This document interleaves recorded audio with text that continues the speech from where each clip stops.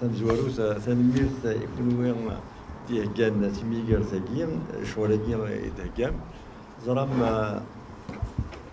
20 يفرير أسبوع ساقيم وغانا سخدمن أكني سخدمني ثنكرانين فورار أشو سخدمن ران ثنكرا البركة مضرنش دي ثمن داك نسن ران سنسن ثنكراني تكير داك كدودي فقد سيفردان مجال أذابو سورة يرسين سورة دوينا كسناخ سورة دي غانا 20 يفرير أكيم رانا بونس البركة ولا دوينا أخاطر تسكت مزواروت إذا ولاش تيكليو دي ثمورت يتيجيوزو بعد دي سداويت تيجيوزو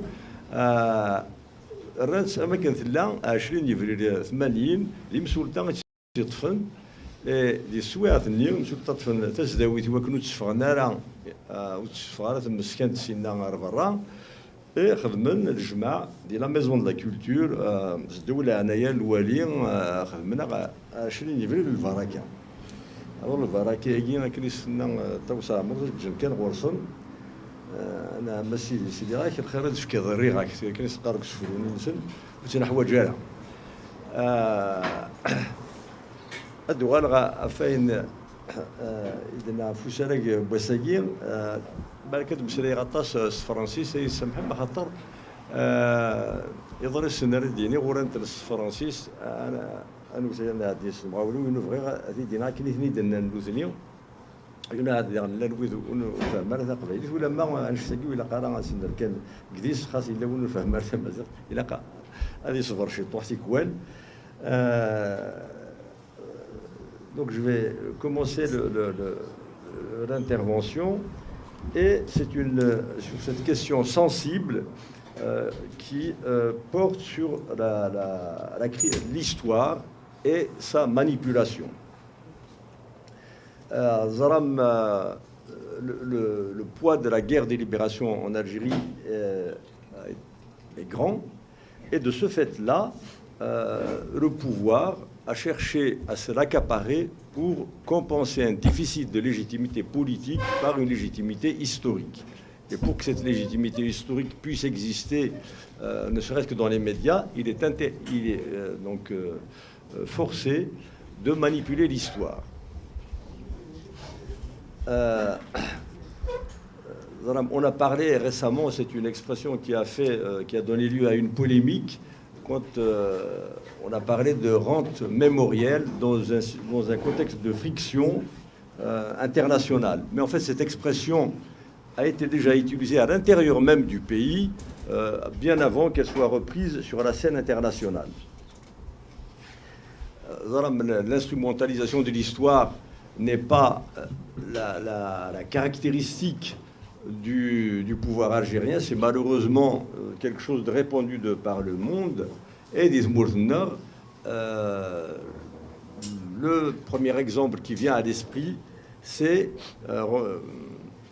pas forcément le premier chronologiquement, mais peut-être le plus fort symboliquement, c'est l'assassinat d'Aban Ramadan en 1957, qui a été présenté dans le Moudjahid comme une mort au champ d'honneur. Aban Ramadan qui a été assassiné par ses compagnons, il ne pouvait pas assumer l'assassinat d'Aban Ramadan ni aux yeux des militants, ni aux yeux de l'opinion internationale. Ça aurait mis un terme à la guerre des libérations nationales. Donc, le Moudjahid l'a annoncé comme Aban Ramadan mort au champ d'honneur. Alors que le Moudjahid était du vivant d'Aban Ramadan, dirigé précisément par Aban Ramadan. Donc, c'est vous dire la taille de la manipulation. Et l'entorse à la vérité est devenu un mode de gestion ordinaire de l'information. Alors, on nous dit, et ça se dit en ce moment, que les liquidations, les manipulations de l'histoire sont un fait courant de par le monde. Effectivement, c'est pas encore une fois une spécificité algérienne. Cela dit, ce phénomène-là ne doit pas être banalisé et ne doit pas être justifié. Ça doit être vécu pour ce qu'il est, c'est-à-dire un crime au niveau de ces manipulations. Il est inutile de rappeler le mot de George Orwell que tout le monde a en mémoire pour illustrer cette situation. Alors, le mouvement de libération algérienne présente une spécificité. Le mouvement national, c'est qu'il n'a pas réglé la question nationale. Alors qu'il a eu un écho considérable, il a été exemplaire à bien des égards. Nelson Mandela a été marqué par le mouvement de libération nationale algérien.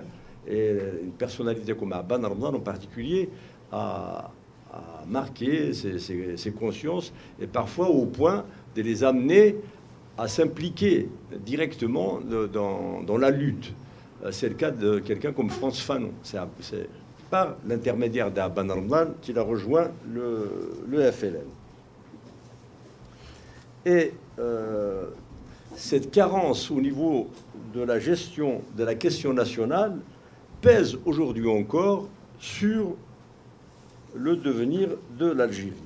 Et je peux dire que c'est ça qui a fait qu'aucun l'espérance qui a été incarnée par le soulèvement de 1954 n'a jamais connu le moindre essor, la moindre concrétisation dans l'Algérie indépendante. La dérive arabo-islamique sur la question nationale a été la cause directe de la plus grande catastrophe que le pays a connue et qui a failli l'emporter dans les années 90.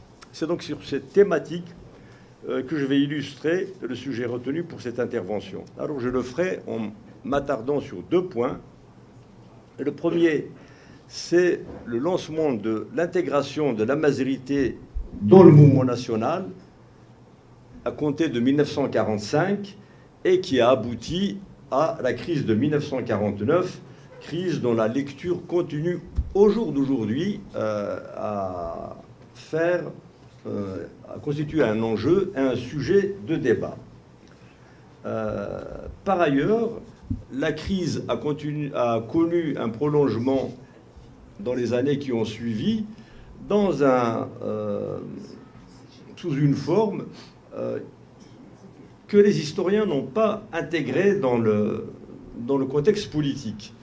Et je vais en parler, vous verrez, vous allez le juger par vous-même, c'est le débat qui a entouré l'apparition du roman de Mouloud Maamri, La colline oubliée, en 1952.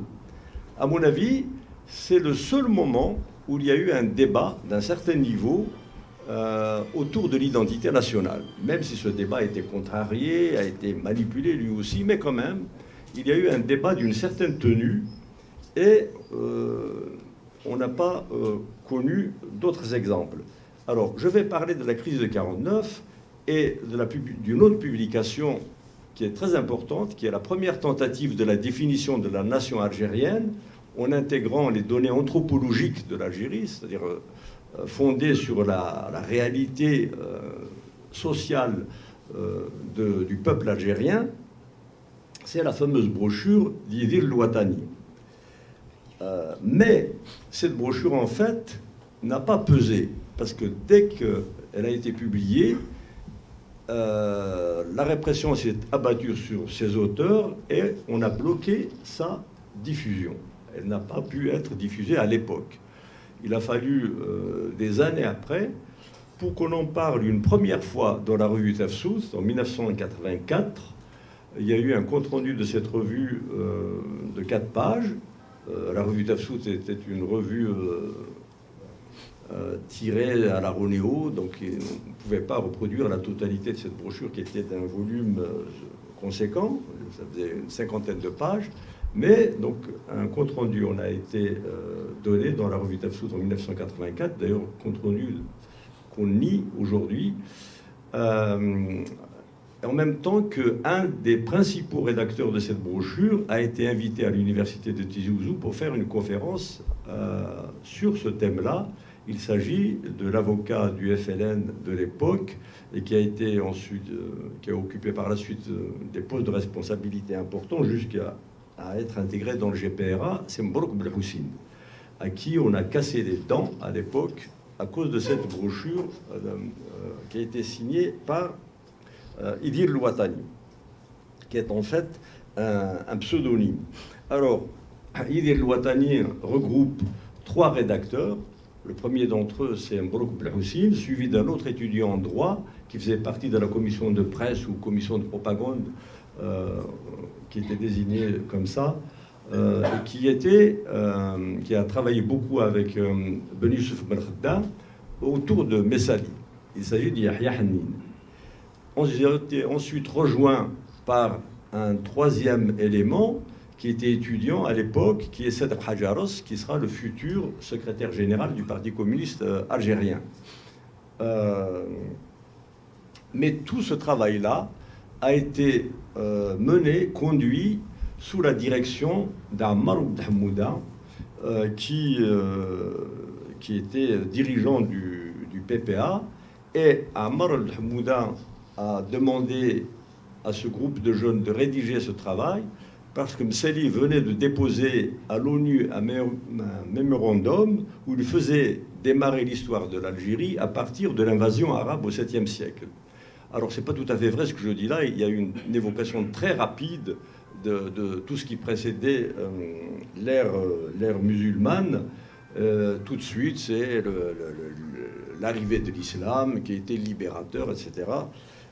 La réalité est un peu plus nuancée. Donc, ça a amené ces jeunes à rédiger cette brochure, et je vais m'y attarder, qui est à mon avis vraiment l'exemple unique au sein du PPA d'une définition lucide, de très haute facture, de la nation algérienne, et qui ne soit pas une définition dogmatique.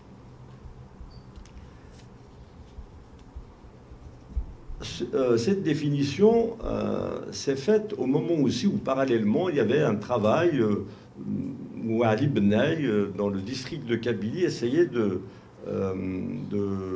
sensibiliser les militants autour de cette question qui n'avait pas du tout été posée auparavant. L'étoile nord-africaine, en fait, n'a absolument pas réfléchi à cette question. L'étoile nord-africaine, le programme, c'était des points, l'indépendance nationale, c'était important. De ce point de vue-là, le premier programme, entre guillemets, de l'étoile nord-africaine ressemble beaucoup à l'appel du 1er novembre 54. Ce qui était important dans le 1er novembre 54, c'est la rupture avec la démarche réformiste et le choix de la lutte armée pour la libération du pays. Eh bien, l'étoile nord-africaine, c'était aussi une démarche assez radicale parce qu'on demandait l'indépendance nationale. Donc, ce qui était assez radical comme démarche, évidemment. Mais on ne s'est pas vraiment interrogé sur la nature de la nation algérienne, des populations qui avaient. Il y avait une forte composante européenne à l'époque. Il y avait, au niveau culturel, une pluralité amazigh, arabe. Et c'est cette brochure-là, donc d'Il El-Ouattani, qui va prendre en compte. Parmi ces... dans la démarche, donc, ces jeunes-là étaient très fortement marqués par l'idéologie de gauche, voire même marxiste, de l'époque. Toutefois, ils ne seront pas prisonniers du marxisme, mais en particulier, ils se démarqueront très fortement de l'approche communiste qui contestait l'existence de la nation algérienne à l'époque. Et c'est ce que fera Maurice Thorez dans son discours qu'il fera à Alger dans ces années, quelques temps auparavant, en disant que la nation algérienne était une nation en construction, donc ce n'était pas une nation achevée, et qu'il y avait des Kabyles, des Juifs, des Arabes, des Maltais, des gens on parlait même de la communauté de Bab el-Oued, etc. Quelque chose de tellement éclaté qu'il n'y avait aucune cohésion sociale, en fait. Et la théorie du Parti communiste, c'était qu'il fallait d'abord faire la révolution sociale et que c'est ça qui allait régler les problèmes de l'Algérie. Que tous les autres seraient résolus une fois que la révolution sociale aurait été conduite à son terme. Que le problème national, en définitive, était secondaire. Alors ces jeunes, bien que marqués par la formation marxiste, ne tomberont pas dans ce piège et se démarqueront très fortement de la ligne des communistes. Alors, il faut savoir à l'époque que c'était la première fois donc qu'on parlait de nation. L'idée même de nation est en fait récente, hein. C'est à partir du XVIIIe siècle que le concept de nation commencera à émerger. Et l'organisation mondiale en nation, en fait, prendra son essor, se trouvera véritablement consacrée au début du XXe siècle avec le traité de Versailles et l'apparition de la Société des Nations qui est l'ancêtre de l'ONU. Auparavant, on ne parlait pas même le vocabulaire international, etc. C'est des mots relativement récents dans la langue française, par exemple. Alors à cette époque-là, donc il y avait ce concept de nation qui émergeait au niveau mondial, qui se propageait à travers le monde. Il y avait le mouvement de décolonisation également, qui émergeait aussi au début du XXe siècle, et l'étoile nord-africaine qui est née dans ce sillage-là en 1926 en porte témoignage. Et il faut savoir que l'étoile nord-africaine est née sous la houlette, il faut le dire, hein, du Parti communiste français, et elle a été lancée par essentiellement un groupe d'ouvriers kabyles qui étaient tous syndicalisés au niveau de la CGT et très souvent membres du Parti communiste français.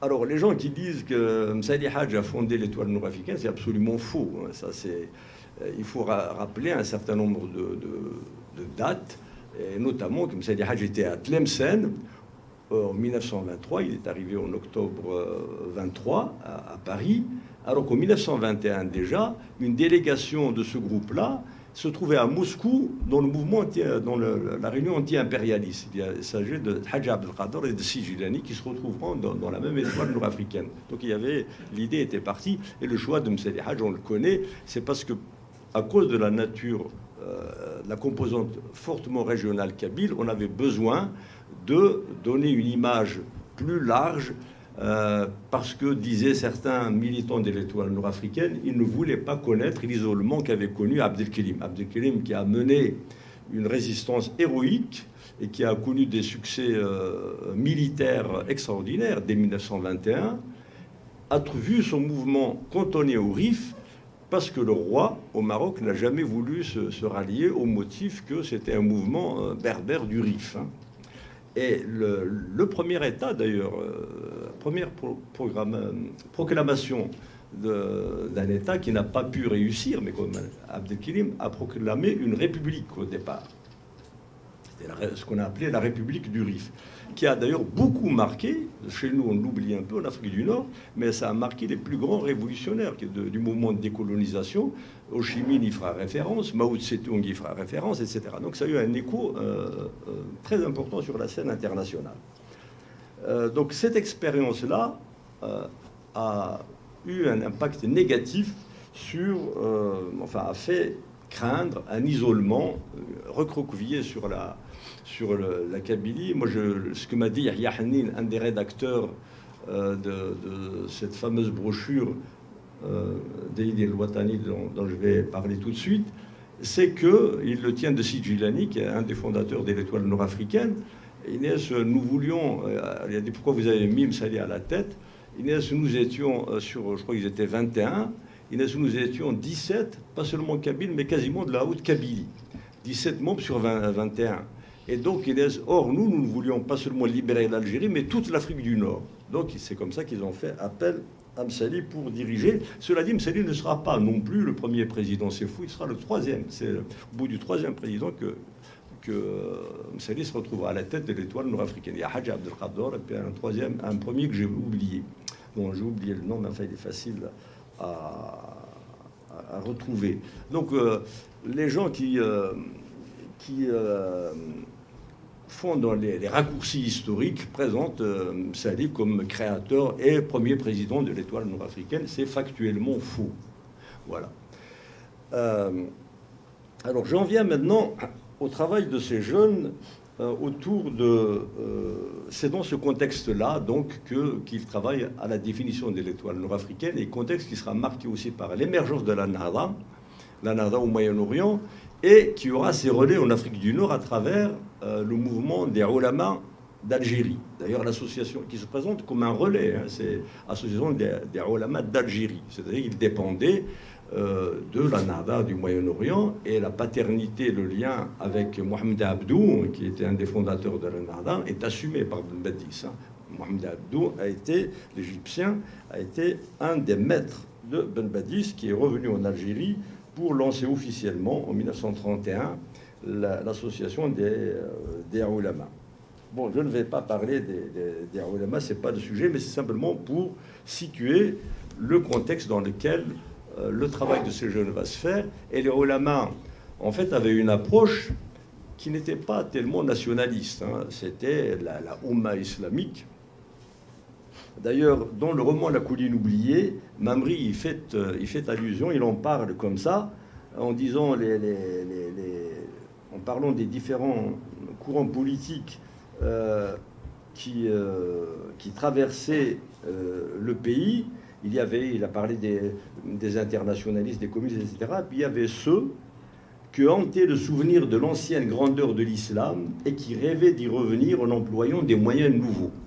C'est dans le roman La colline oubliée, qui n'est absolument pas un roman à thèse par ailleurs. Mais voilà, c'est pour vous dire, ça c'est un témoignage donc d'un texte, un extrait, une citation tirée du roman La colline oubliée qui est apparu en 1952. Et pour asseoir l'arabo-islamisme sur une légitimité autochtone indiscutable en Algérie, les Aoulama devaient éradiquer toute trace d'amazirité. Parce que l'argument des Aoulama, c'est qu'on oppose à la domination coloniale, qui est le fait d'un peuple étranger avec une religion qui est le christianisme et qui a une langue qui vient de l'extérieur, un peuple arabe autochtone qui a sa langue l'arabe et sa religion l'islam. Donc la mazérité, c'est une fausse note dans ce schéma-là. Donc il n'y avait pas de place. Donc il fallait absolument l'éradiquer. Et comment l'éradiquer? On présentera systématiquement dans toute la littérature des Aoulama la mazérité comme étant un instrument de domination du colonialisme. Il y a plein de textes écrits dans la littérature des Aoulama comme ça. Et Abdelhamid Ben Badis lui-même, qui est d'origine kabyle, soit dit en passant, dans une de ses interventions à un congrès des Aoulama de 1936, où il y avait un des membres des Aoulama qui a parlé juste avant lui, il a parlé en kabyle. Il est intéressant pour restituer cet esprit de suspicion à l'égard de tout ce qui est amazir, de rappeler l'intervention de Ben Badis. Il a dit voilà, le chef qui vient de parler à l'instant vient de parler en kabyle, donc je vais vous résumer ce qu'il a dit. Je n'ai pas le temps de rentrer dans le détail, de traduire l'intégralité de son intervention, ce qui veut dire qu'il comprenait le kabyle, évidemment, mais il l'a résumé comment, dans une formule qui a fait florès par la suite, et que moi, on me l'a raconté même dans sa version kabyle, en parlant des kabyles, des berbères et des arabophones. Alors c'est intéressant, donc ce que la main de Dieu unie ne peut pas être divisé par le colonialisme. Il est intéressant comment, dans cette formule qui se veut économique, on parle, on évoque donc l'identité amazigh, en l'occurrence kabyle, mais tout de suite, l'istamar est collé malgré tout dans cette évocation. Et ça sera systématique alors de manière beaucoup plus agressive que la formule qu'a utilisée Ben Badis. Mais aucune existence intrinsèque n'est tolérée pour la mazérité. Et il en sera de même quand Sahli, alors on me reproche beaucoup de me tromper sur le compte de Sahli, mais je suis prêt à en parler en détail dans le débat. Moi j'ai lu ce qu'a écrit Sahli, je parle en me fondant sur ses productions écrites, et elles sont nombreuses. Sahli qui publie le message de Yugurta, notez la forme arabisée du nom Yugurzen, Sahli sera attaqué comme un berbériste par ses ulama, alors que dans le livre de Sahli, il n'y a rien de berbériste.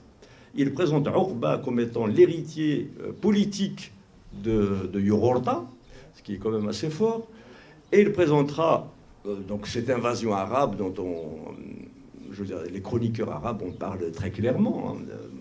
on a vendu des femmes sur les marchés d'Orient, Balafé, etc. Et Sahli parle de libérateur. Donc je ne vois pas ce qu'il y a de berbériste là-dedans. Mais on peut revenir de manière plus précise. Mais quand même, il sera attaqué parce que pour les ulama, c'est des noms tabous. Il ne faut pas parler de Kahina, de Ururta, de Massil. Cela ne doit pas exister. Il ne faut pas qu'il se soit évoqué. Voilà. Donc voilà un peu le contexte dans lequel ces jeunes vont être amenés à la définition moderne au sens de nation, au sens de concept vraiment au sens où il commençait à s'imposer un peu partout, de l'Algérie. Et c'est le seul travail que je connais en tout cas mené au sein du PPA. Alors, il situe, d'abord, il se démarque de la théorie du Parti communiste français. Je cite, ça c'est une citation donc, de la brochure d'Idil Ouattani, « Notre action trouve tout naturellement sa base dans l'antagonisme irréductible entre la nation algérienne et le colonialisme français. » Donc ce n'est pas une affaire de classe sociale, hein. C'est une affaire d'identité nationale qui est posée dès le départ. Et par ailleurs, donc, ils affirment aussi, je continue la citation, « L'oppression du peuple algérien dépasse en horreur la conception capitaliste de l'exploitation d'une classe par une autre, l'Algérien exploité à titre de prolétaire et encore et surtout à titre d'indigène. Il n'y a pas en Algérie, face l'un de l'autre, un prolétariat et un capitalisme au sens où on les entend dans nombre de pays souverains, mais une nation opprimée contre l'impérialisme oppresseur. » Donc vraiment, le cadre est fixé. Ça, il faut se remettre encore dans l'époque à cause de la littérature que voulait, de la conception que voulait imposer le Parti communiste qui s'opposait à la démarche nationaliste. Alors, ces jeunes, donc, entreprennent de définir, et c'était une première tentative, la nation algérienne, et ils cherchent à définir les critères qui constituent une nation pour voir si, dans la réalité algérienne, on pouvait parler de nation. Alors ces critères, ils en retiennent 4. C'est le territoire, une communauté de territoire, je les cite, l'économie, le caractère national qui se traduit dans le mode de vie, la mentalité, la culture. C'est des citations que je fais, là, c'est pas des commentaires. Et le 4e point, c'est le culte d'un même passé et le souci d'un même avenir. Là, évidemment, tout le monde reconnaît la conception, la célèbre définition qu'a donnée Renan dans La Nation. C'est ce qu'on appelle le vivre ensemble, la volonté de vivre ensemble et puis avoir aussi un passé commun. Donc voilà, c'est les 4 points. Mais eux, je pense que c'est un peu un complexe du colonisé. Il ne se réfère pas à Renan, il cite un théoricien italien, Mazzini, pour dire on n'a rien à voir avec la France, quoi. Voilà.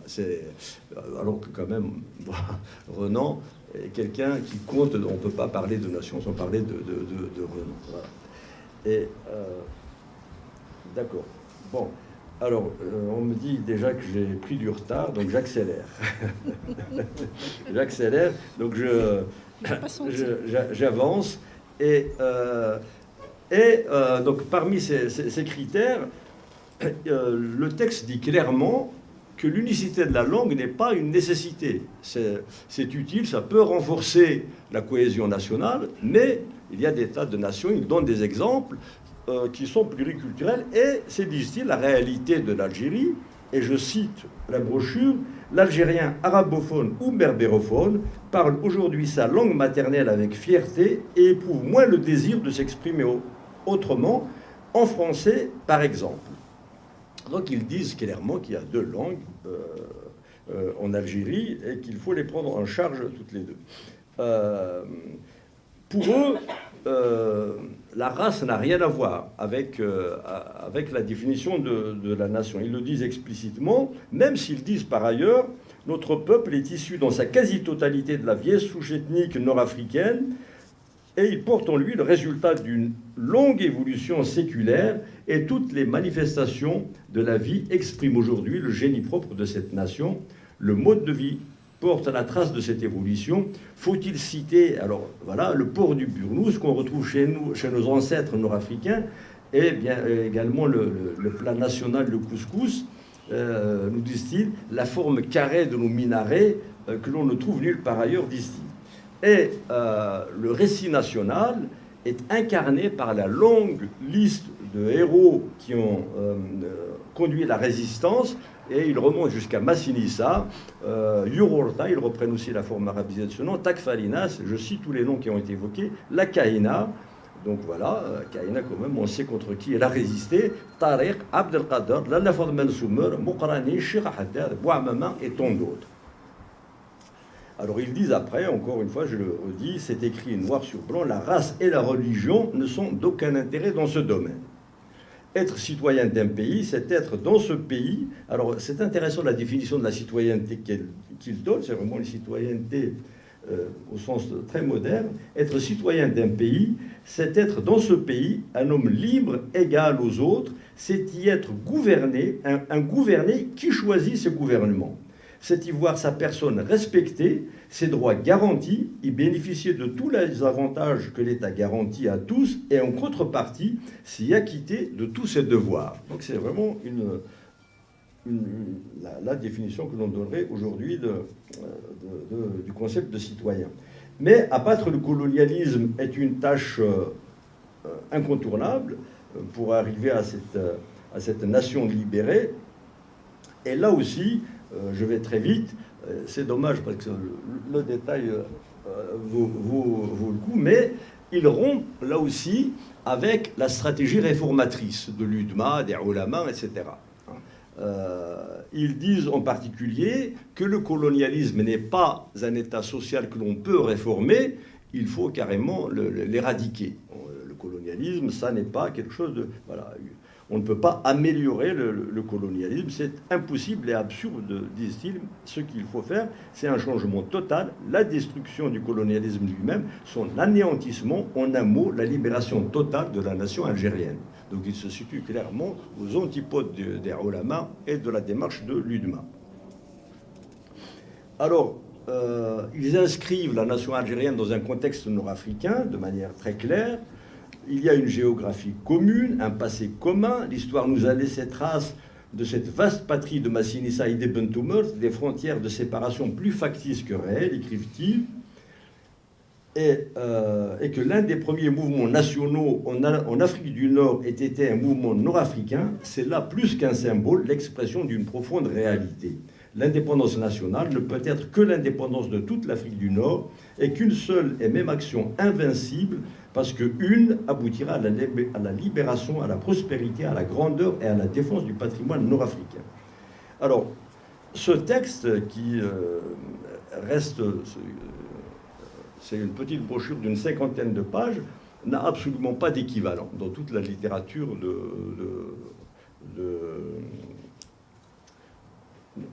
du PPA. Et vous voyez que ce qui fait peur, alors que les Ulama et tous ceux qui sont opposés à la mazérité disent que la mazérité c'est un instrument de division coloniale, on voit bien que ces militants-là ne s'inscrivent absolument pas dans une logique coloniale.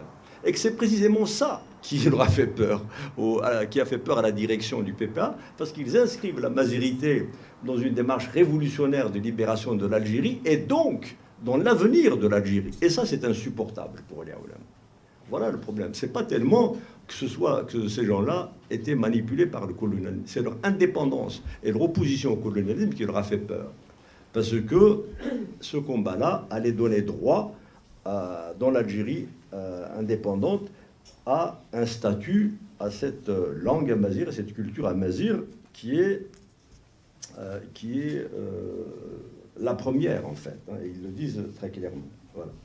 Alors, je passe donc sur cette brochure, et je passe maintenant à la critique de la colline oubliée. Alors, la colline oubliée, a priori, c'est un roman, ça n'est même pas un roman à thèse, hein, c'est pas un roman qui se fixe à un objet politique qui veut démontrer quoi que ce soit. C'est un roman où disons, la première caractéristique est d'être un récit marqué par la poésie. Donc c'est pas vraiment de la politique. Mais son écriture, la langue a fait qu'il a rencontré un succès absolument inattendu. C'était le premier roman d'un écrivain totalement inconnu. Et il a rencontré un succès à la fois en France, les plus grands journaux littéraires en ont rendu compte, le Figaro littéraire, Le Monde par exemple, qui le place avec d'autres romans dont il salue la qualité. Et en Algérie même, la presse communiste, on a dit beaucoup de bien. Et la presse communiste a publié une critique très favorable à La Colline oubliée sur la manchette vers la création du roman algérien. Donc ils ont vu, à travers La Colline oubliée,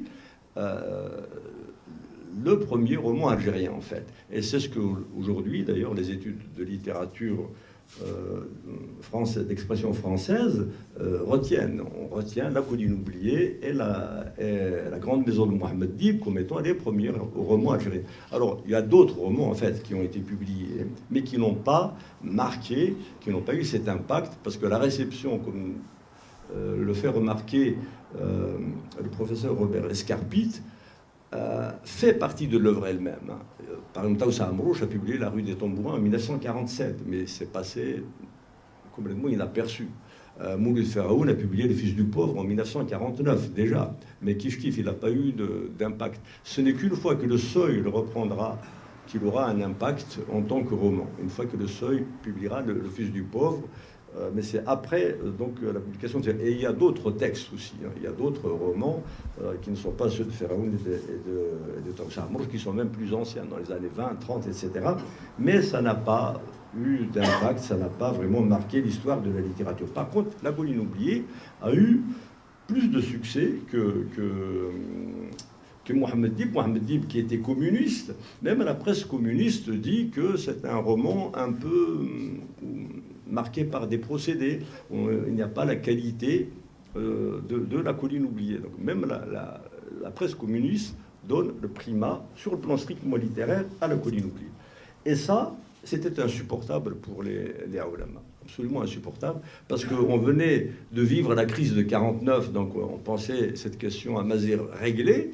Et voilà que ce roman, qui n'est absolument pas, qui ne se donne pas un objectif politique, qui, de par sa nature même, se révèle être le chant d'une patrie qui est complètement niée par le modèle des ulama. Et ça n'était pas acceptable. Et donc, le jeune musulman qui entreprend une campagne contre ce roman. Alors, dans les études de littérature de l'université algérienne, en général, on parle de cette campagne comme étant la réception nationaliste du roman La Colline oubliée. Moi, je ne partage pas ce point de vue-là, parce qu'il y a d'autres nationalistes qui ont écrit sur La Colline oubliée et qui ont été élogieux, et même parfois proches des ulama, comme Mahfouz Qaddash, qui dirigeait la revue des scouts musulmans. Et puis, je viens de citer les écrits de Liberté, du quotidien Liberté, d'ailleurs, qui s'appelait Liberté, qui vient de disparaître. C'est le quotidien communiste qui a salué, donc qui a vu dans La Colline oubliée le premier roman algérien. Et d'autres également qui n'ont rien à voir avec le colonialisme. Le journal Le Monde n'est pas particulièrement colonialiste. Il y a un anarchiste qui est un ami de Léo Ferré dans la revue Art, qui a fait un compte-rendu très favorable à La Colline oubliée, et beaucoup d'autres. Mais ça, donc, c'était insupportable. Alors, le jeune musulman, qu'est-ce que c'est? Le jeune musulman, donc, c'est une revue des ulama qui a été fondée par Ahmed Talb Ibrahimi, qui est le fils de Cheikh Ibrahimi, qui était le président des ulama. Et le premier numéro qui paraît le 6 juin 1952, donc la même année où paraît La Colline oubliée, c'est en septembre. La Colline oubliée paraîtra en septembre 1952. On peut lire un éditorial de Toufiq al-Madani, qui deviendra plus tard ministre des Habous ou Bombla, mais qui à l'époque était secrétaire général de l'association des ulama. L'éditorial suivant: nous pouvons affirmer avec fierté et certitude que le colonialisme échouera dans ses tentatives criminelles. La partie de nos glorieux ancêtres gardera à tout jamais son unité sous l'égide spirituelle de l'islam et dans le cadre de la culture arabe universelle. Et avant de conclure en affirmant que l'unité nationale ne pourra, je le cite toujours Madani, être régénérée qu'à la lumière de l'islam au moyen de la langue éternelle du Coran, fin de citation, il met en garde contre, alors je cite de nouveau Madani, une idée fabriquée de toutes pièces par le colonialisme et malheureusement entretenue avec soin par quelques personnes qui, de bonne ou de mauvaise foi, se trouvent être les meilleurs déchireurs de notre patrie. Je veux parler du pseudo-mouvement dit berbériste.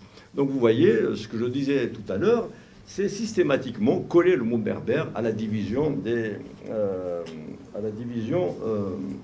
aux manœuvres de division du colonialisme. Ça n'a aucune autre existence pour les ulama. Et cette lignée-là, dont le jeune musulman, c'est un autre Kabyle qui est ancien secrétaire général du Parti communiste algérien, qui se reconvertira à l'idéologie oulémiste, ou en tout cas sur le plan culturel, qui s'appelle Amrouz Gan, qui s'en fait le héros. Et dans ce premier numéro, Amrouz Gan publie un article avec le titre « Doctrine réactionnaire, le berbérisme », avec le sous-titre « Doctrine réactionnaire de division impérialiste ». Donc vous voyez le point de vue, l'approche de la mazérité par ce courant. Et Amrouz Gan, qui se veut toujours édifiant dès les titres, dit « Pourquoi le Djurdjura, la montagne de fer interdite à Jupiter ?» Il fait allusion aux Romains, évidemment, on appelait Mons Ferratus, la montagne de fer à l'époque romaine, le Djurdjura. Donc pourquoi la montagne de fer interdite à Jupiter, c'est-à-dire Rome, accueille le message de Mohammed? Là, il y a la propagande des ulama qui voudrait que les Arabes ont été accueillis à bras ouverts et qu'il n'y a pas eu de bataille avec Aouda. Donc la Kaïna, on ne sait pas très bien contre qui elle s'est battue. Voilà le point de vue des ulama. Alors, pour comprendre le poids politique, je viens de dire ce que c'est évité par ce courant. Et Amrouz Gan, qui se veut toujours édifiant dès les titres, dit « Pourquoi le Djurdjura, la montagne de fer interdite à Jupiter ?» Il fait allusion aux Romains, évidemment, on appelait Mons Ferratus, la montagne de fer à l'époque romaine, le Djurdjura. Donc pourquoi la montagne de fer interdite à Jupiter, c'est-à-dire Rome, accueille le message de Mohammed? Là, il y a la propagande des ulama qui voudrait que les Arabes ont été accueillis à bras ouverts et qu'il n'y a pas eu de bataille avec Aouba. Donc la Kaïna, on ne sait pas très bien contre qui elle s'est battue. Voilà le point de vue des ulama. Alors, pour comprendre le poids politique, je viens de dire ce que cette revue, et les auteurs même, ce n'est pas une affaire de simple critique littéraire. Il y a Ahmed Taleb lui-même qui manipule, qui orchestre cette campagne. Je vais aller très vite. Il y a Amrouz Gan dont je viens de parler. Et il est suivi par Mohamed Cherif Sahli qui attaque de manière virulente le roman. Alors Mohamed Cherif Sahli, c'est quelqu'un de très talentueux. C'est un licencié de littérature française qui a obtenu sa licence en 1930 à la Sorbonne.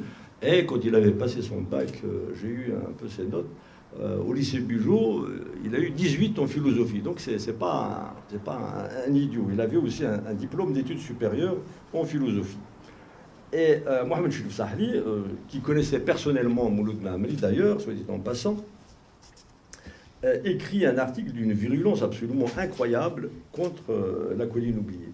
Il y a, après Mohamed Cherif Sahli, il sera suivi d'un autre qui est aussi d'un autre texte qui est alors plus ample, c'est Mostafa Lashraf. Alors qui est Mostafa Lashraf?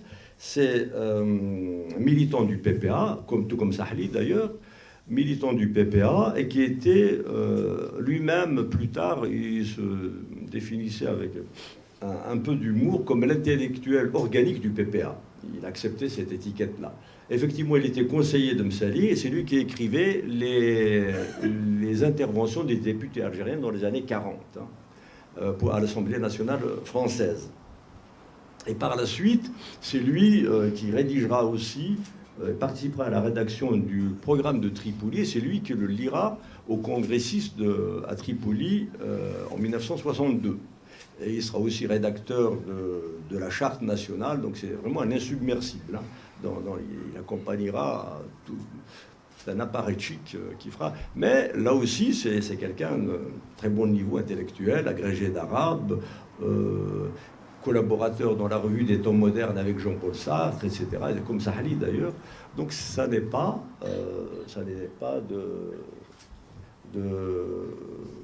Bon, je vais continuer 10 minutes. Moi, c'est l'assistance. Hein? C'est à cause de l'assistance si elle est fatiguée. Ah d'accord, je ne sais pas si je veux... Alors, donc voilà, ce sont ces trois-là qui attaquent la colline oubliée dans le jeune musulman. Et par parenthèse, parmi les critiques que recevra le jeune musulman, il y aura, je veux dire, la colline oubliée, il y aura beaucoup de critiques littéraires, naturellement. Je crois qu'il doit y avoir 30 ou 40 articles. Et après, beaucoup de thèses qui ont été faites sur ce sujet-là. Mais parmi ces critiques, il y aura 4 ministres, dont un qui sera ministre de l'Éducation nationale de Nasser, qui est à Hussein. On en parlera très rapidement tout à l'heure. Il y aura donc l'Ashraf qui sera ministre, Ahmed Taleb qui sera ministre, Amr Zgan qui sera ministre. Et Ismaïl Mahroum, 4 ministres algériens qui critiquent la colline oubliée. Donc il y a une dimension politique très forte de par le profil même des gens qui ont écrit ces critiques. Alors, donc je passe rapidement sur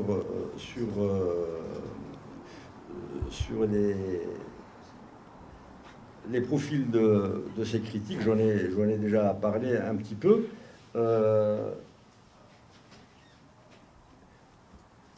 Je vais parler du contenu des articles.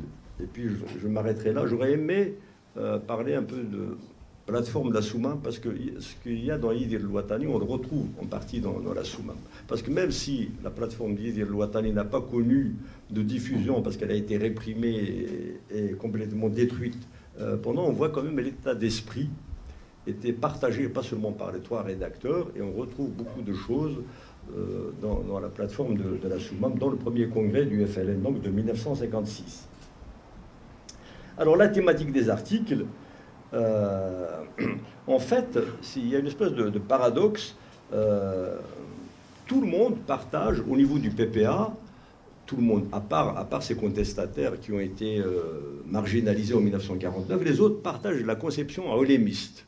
Parce que les gens qui ont été écrits dans le journal des ulama ne sont pas des olémistes. L'Ashraf n'est pas un olémiste, Sahli non plus, Amr Zgan non plus. Mais sur le plan culturel, ils partagent le point de vue des ulama. Et c'est la même chose pour Mseli Hadj, qui se trouvera confronté aux ulama, notamment quand il parlera avec Messaoui Rabah en 1936 au stade de Ruisseau, où pour la première fois dans un meeting d'une certaine taille, on parlera de l'indépendance algérienne.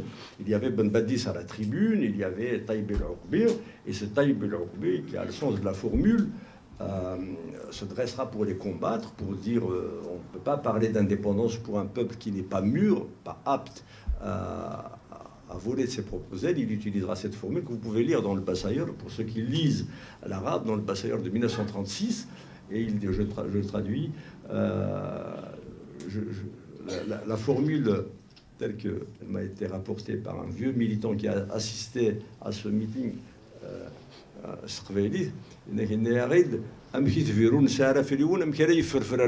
comment un pigeon qui n'a pas d'aile peut-il prendre son envol vers les cieux? Alors le pigeon qui n'a pas d'aile, c'est le peuple algérien, donc il ne peut pas prétendre à l'indépendance. C'était pour une réponse. Et dans le Bassaïr, c'est expliqué. Cette formule, vous la retrouvez dans le Bassaïr, et elle est transcrite dans le Bassaïr, donc ce n'était pas un dérapage de l'orateur, et elle est largement explicitée en disant que ces dirigeants qui nous parlent d'indépendance, c'est parce qu'ils ne vivent pas au milieu du peuple algérien, ils sont à Paris, ils ne savent pas ce que c'est, et c'est pour ça qu'ils parlent d'indépendance. Et Mseli, donc, voilà comment il parle des ulama. Ils avaient été amenés, c'est dans ses mémoires, ils avaient été amenés à accepter le rattachement de l'Algérie à la France. Ils étaient devenus des jouets entre les mains des élus, du gouvernement et du Parti communiste français. En fait, les ulama étaient très courtisés et utilisés par les uns et les autres. Cela les a flattés et perdus. Donc ça, c'est ce que note Msali dans ses mémoires, et c'est les mêmes ulama d'ailleurs qui l'empêcheront de parler à Constantine, et en particulier Bachir Ibrahimi, qui tenait la ville, il n'y aura pas de meeting de Msali à Constantine, alors qu'il a sillonné toute la Kabylie et l'Algérois. Constantine restera ville fermée aux indépendantistes parce qu'elle était sous contrôle des ulama.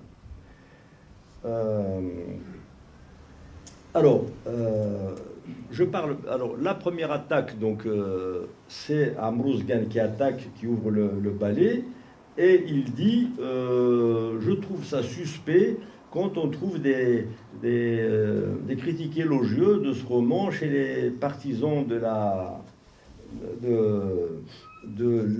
l'Afrique du Nord latine et des colonialistes. Tout ça, c'est pas clair.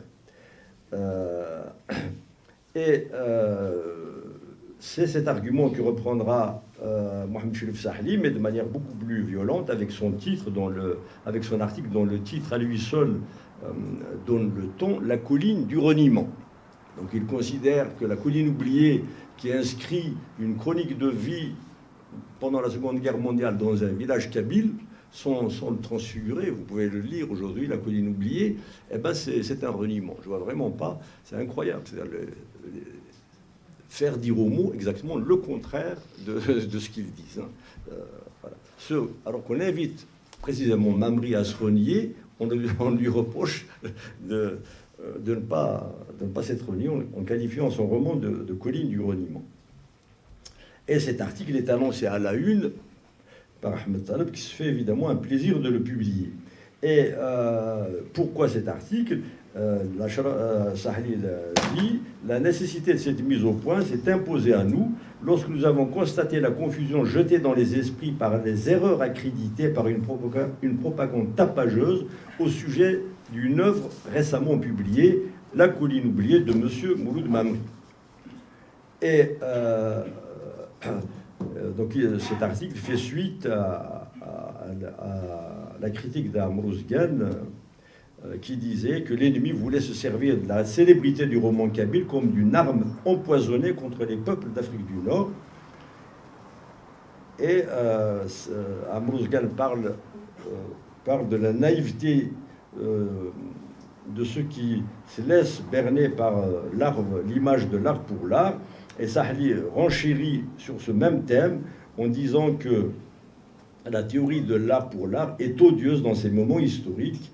Et il dit « Une œuvre signée par un Algérien ne peut nous intéresser que du seul point de vue qu'elle cause-t-elle ». Alors c'est très à la mode ce point de vue, c'est ce qu'on appelle le réalisme socialiste, qui était très en vogue dans les milieux marxistes de l'époque, c'est-à-dire où c'est la réalité économique qui détermine tout. Mais là, en l'occurrence, ce n'est pas la réalité économique qui l'intéresse, c'est la réalité politique, et en l'occurrence, la publication de La colline oubliée, on verra par la suite ce que dira la cause qu'elle servira selon Mamri. Mais Sahli, qui est très habile, dit « Le colonialisme est si peu chevaleresque qu'il flétrit tout ce qui le loue ». Et il va encore plus loin lorsqu'il ajoute « Qu'y a-t-il donc de déshonorant dans La colline oubliée pour mériter les éloges de nos pires adversaires ?» Et là, ça fait mouche. Alors, Sahli toujours poursuit, et il voit donc dans ce livre le roman, je le cite, le roman du peuple kabyle, il met en gras, dans les affinités avec le peuple français. Alors, il cite un article de la Dépêche quotidienne. Sahli écrit, l'auteur de l'article de la Dépêche quotidienne voit dans ce livre le roman du peuple kabyle qu'il met en gras, dans les affinités avec le peuple français, appelle, croit-il, à une collaboration fraternelle pour le plus grand bien du colonialisme. Alors, Sahli cite l'article de la Dépêche quotidienne. J'ai été voir dans les journaux de l'époque, il n'y a ni peuple kabyle ni colonialisme dans le texte. Donc pour démontrer ce qu'il veut, il fait dire aux journalistes ce qu'il n'a pas écrit. Évidemment, c'est facile. Donc il le met en gras en plus, ce peuple kabyle. Le journaliste n'a pas parlé de peuple kabyle et n'a pas parlé de colonialisme. Voilà. Et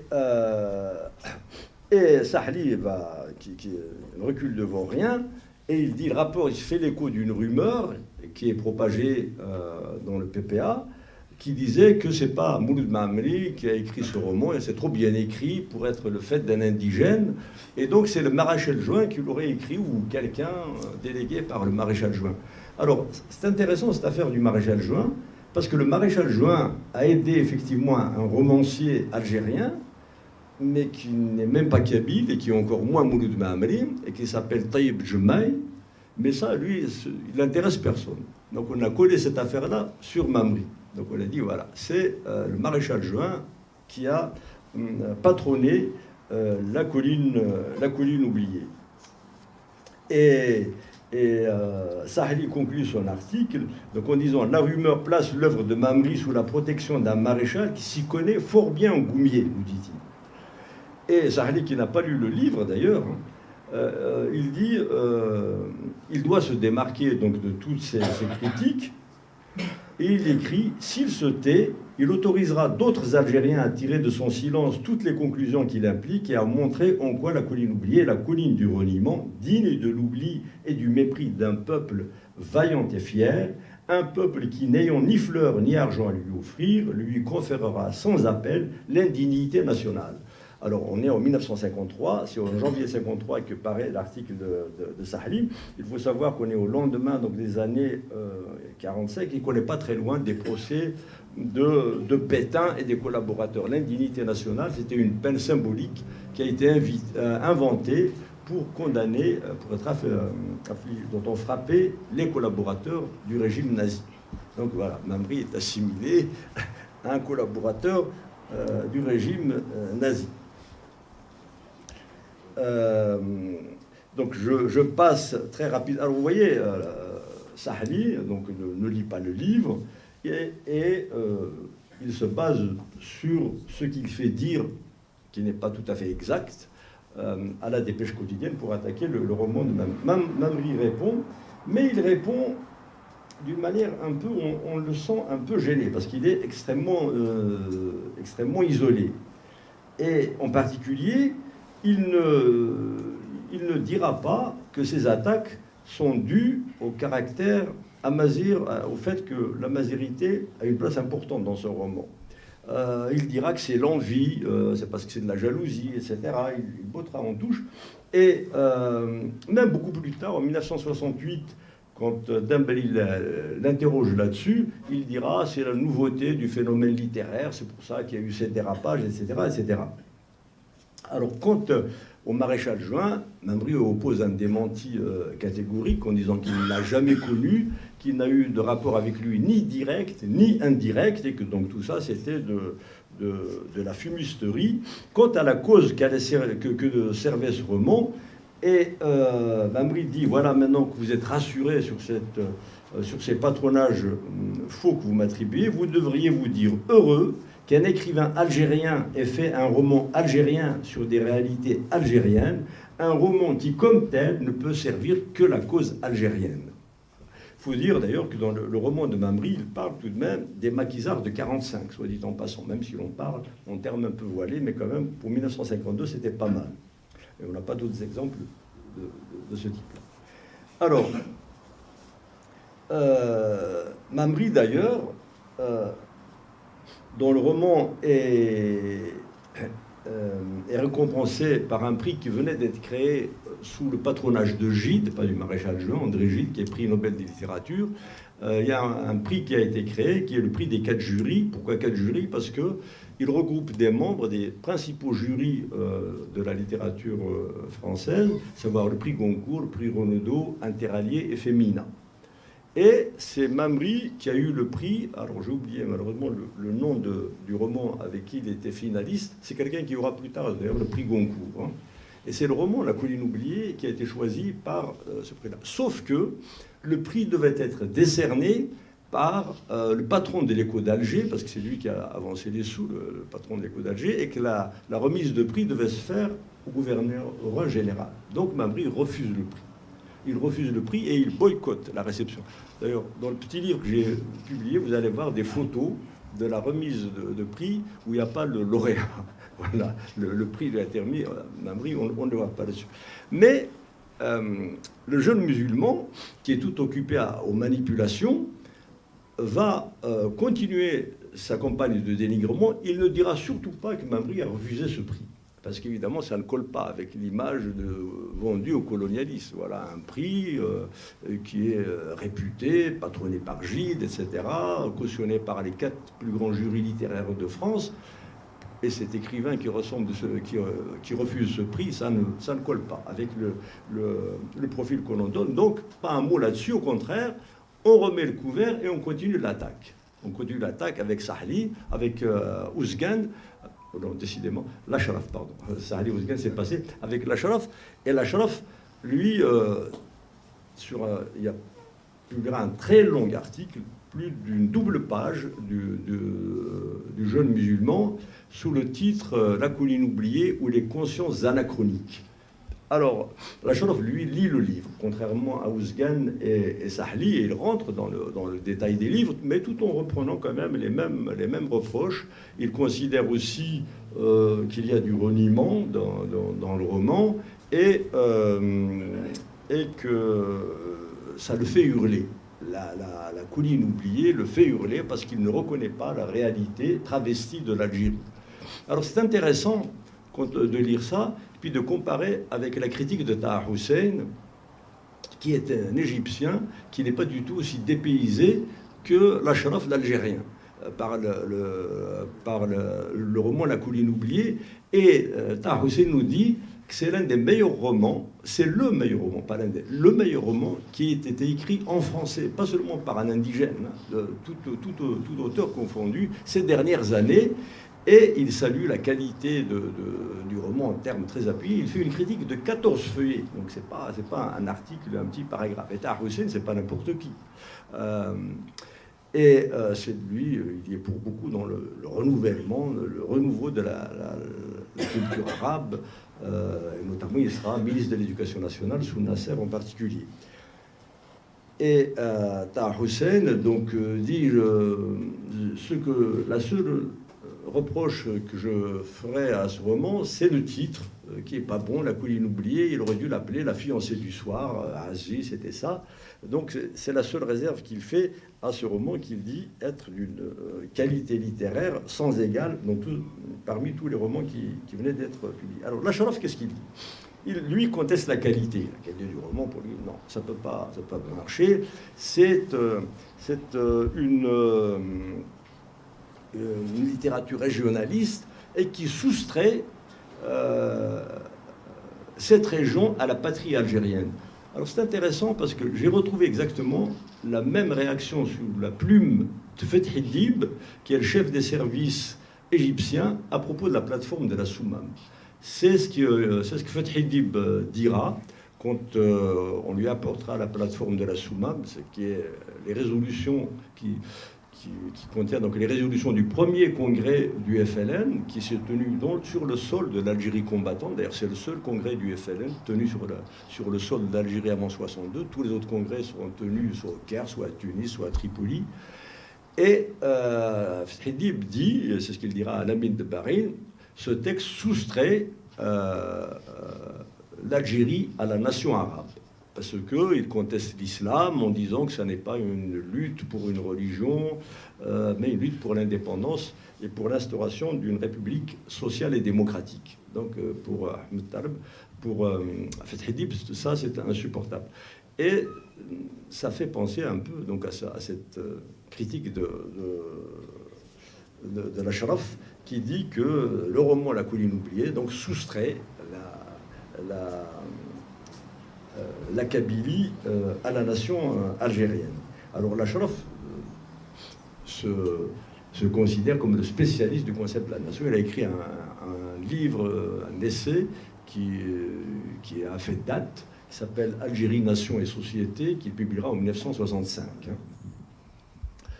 Et après, l'Ashraf se lance dans de grands développements en disant que tout ça, c'est des histoires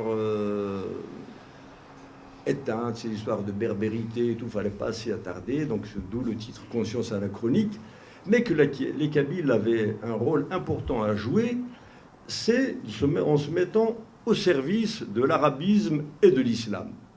Et il dit que les meilleurs professeurs d'arabe ceux qui apprennent la pureté de la langue arabe au Bnu Hilal, au Frust Bnu Hilal, dit-il, ce sont des maîtres kabyles.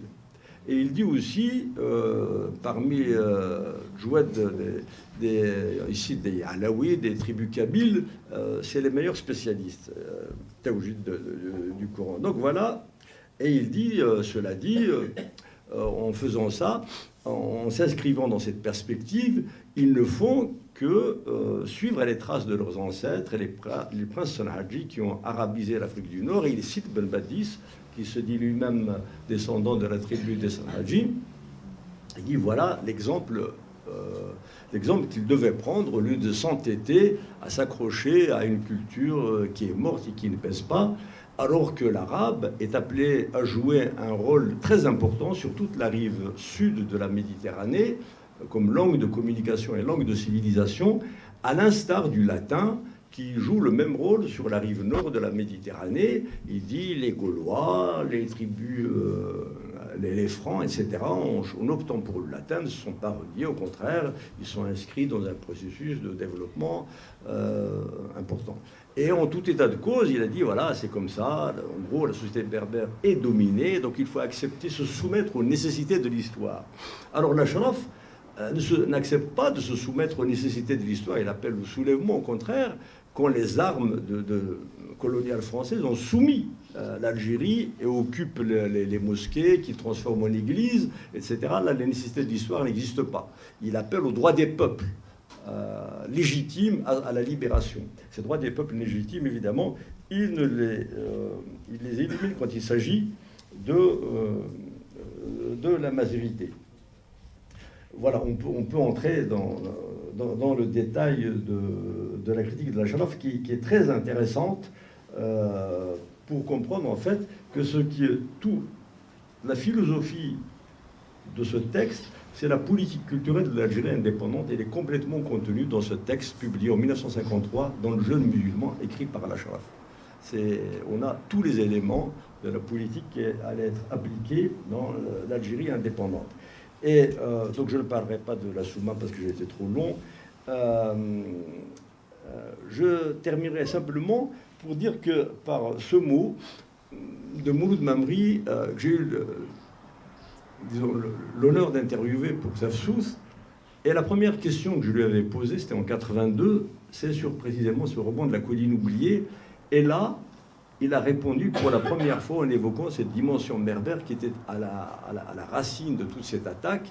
Et il l'a dit en berbère d'ailleurs. L'interview était conduite en berbère intégralement, dans son intégralité. Et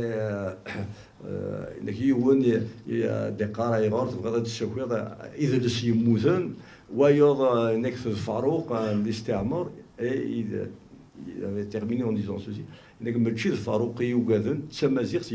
Ce n'était pas la division qu'il redoutait, il refusait le berbère. Voilà, c'est le terme.